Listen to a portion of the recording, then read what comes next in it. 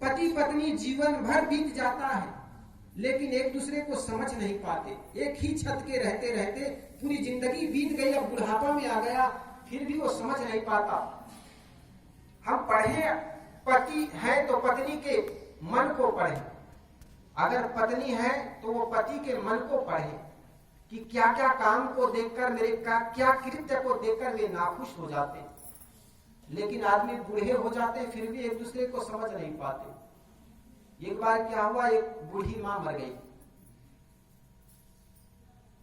तो बूढ़ी मां मरी तो जीवन भर तो वो बूढ़े बूढ़ी दोनों रहे घर में और कोई थे नहीं।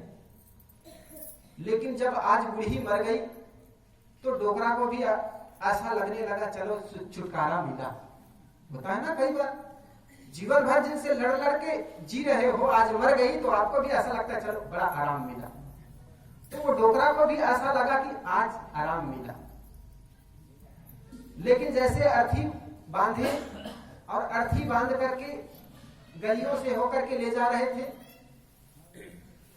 तो सबके तरफ यही शायद कहते हैं राम नाम सत्य है, सबका यही कहते हैं। तो अर्थी में बांध करके 4 लोग ले जा रहे थे, पीछे पीछे और लोग थे, और सभी लोग यही कह रहे थे राम नाम सत्य है, सबको यही कहते हैं। लेकिन एक सड़क के किनारे में एक खंभा था।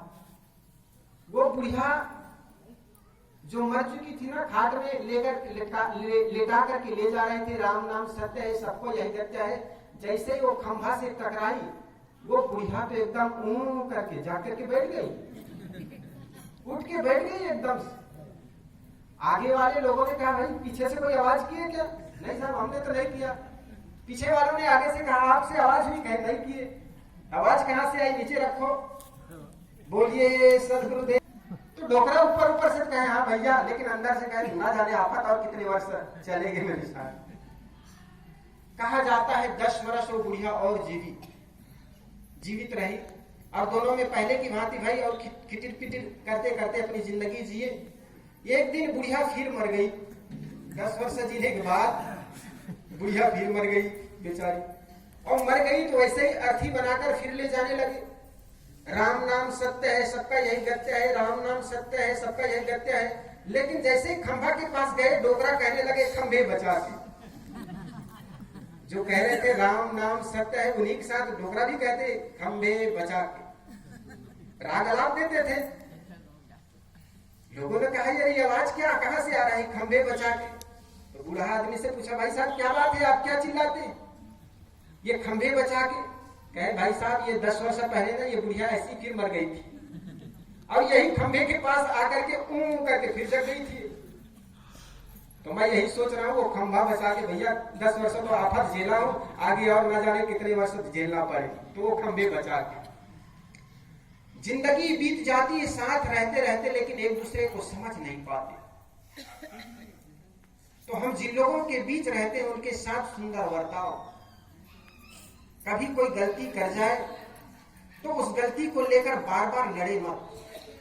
ये घर में मैं बताऊं, ये घर में नई बिंदनी आई हुई थी, नई बहू। सबके घर में आती है लगभग, जिस अपने अपने बच्चों की जो शादी करते, और सबकी अपनी परंपराएं होती, अलग अलग जगहों की अलग अलग परंपराएं होती है। एक बार आगरा के पास मैं कह रहा था कि यहाँ की परंपराएं क्या है, तो उन्होंने कहा साहब जब पहली बार बहू आती है ना, तो सास उनको गोदी में लेकर के नाचती।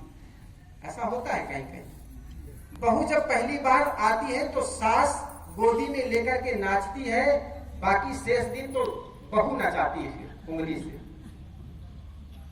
तो वहां का ऐसा रिवाज था, बहू पहली बार आए तो सबके लिए भोजन बनाती।